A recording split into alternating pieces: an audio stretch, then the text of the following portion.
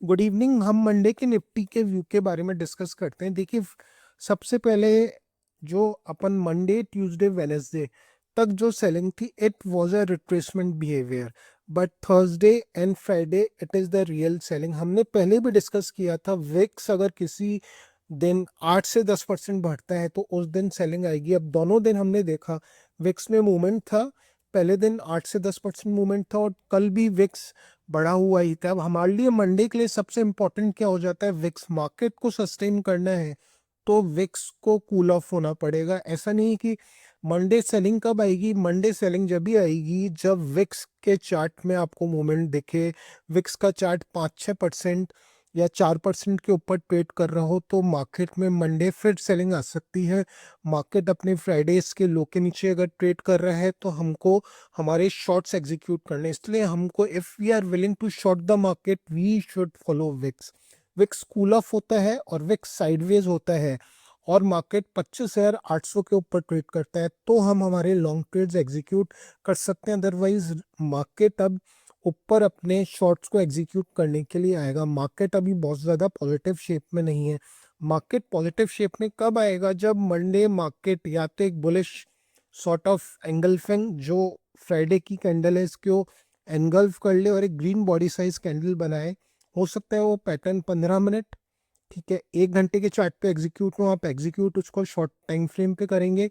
अगर market 15 minute 20 minute में आधे घंटे में कोई एक बुलिश एंगल्फिंग बना के उसके हाई के ऊपर ट्रेड करता है तो अपन पॉजिटिव होंगे। अदरवाइज मार्केट मंडे को इस पूरी सेलिंग को ऑब्जर्व करके एक हैमर या एक बुलिश एंगल्फिंग बना के और इस 25,800 के ऊपर कंफर्टेबली ट्रेड करता है तो हम हमारे लॉन्ग्स को एग्जीक्यूट करेंगे। हमको लॉन्ग्स कब तक एग्जीक्यूट नहीं करने हैं, 25,800। Market will become positive now on about 25,800।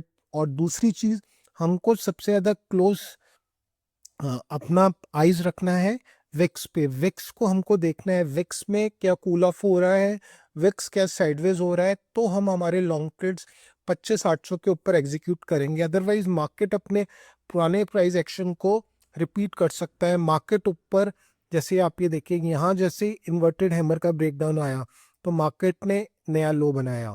इसके पहले भी अपन आप देखेंगे जहाँ जहाँ मार्केट में इन्वर्टेड हैमर्स बने हैं और उनके ब्रेकडाउन के बाद एक अच्छी शार्प सेलिंग आई है। तो ये सारी चीज़ें हमको ध्यान रखनी है। मार्केट के लिए इमीडिएटली 26,000 एक बड़ा रेजिस्टेंस है। मार्केट मंडे 5 मिनट 15 मिनट अपने ओपन लो बना के और या ओपन हाई बना के ट्रेड करता है। इन सारी चीज़ों को हमको भी क्लोजली वॉच करना है। मार्केट खुलता है और ओपन लो बना के ट्रेड करता है या ओपन हाई बना के ट्रेड करता है, ये सारी चीज़ें हमको हमारे ट्रेड प्लान मंडे को ही एग्जीक्यूट होंगे।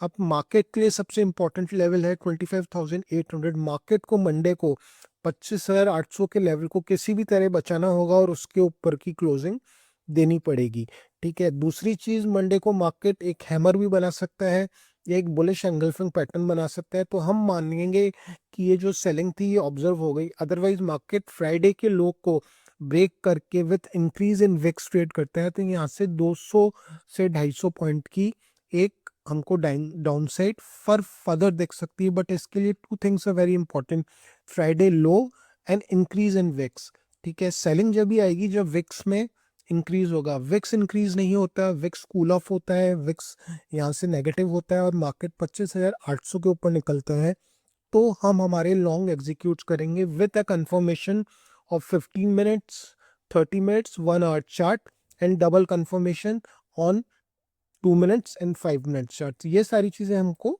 ध्यान में रखनी है और हमारे ट्रेड्स एग्जीक्यूट करने हैं। Have a good trading day, have a good weekend और अपने ट्रेड्स को हेज रखिए और अच्छे ढंग से आप विक्स के चार्ट्स को प्राइस एक्शन को फॉलो करिए। मार्केट 25,800 के ऊपर ही स्ट्रांग होगा। मार्केट का रेजिस्टेंस है 26,000। मार्केट अब सेल ऑन राइज लग रहा है और मार्केट लगता नहीं इजीली 26,000 को क्रॉस करेगा फॉर द टाइम बीइंग, ठीक है। Have a good trading day, have a good Sunday, have a good weekend. Thank you.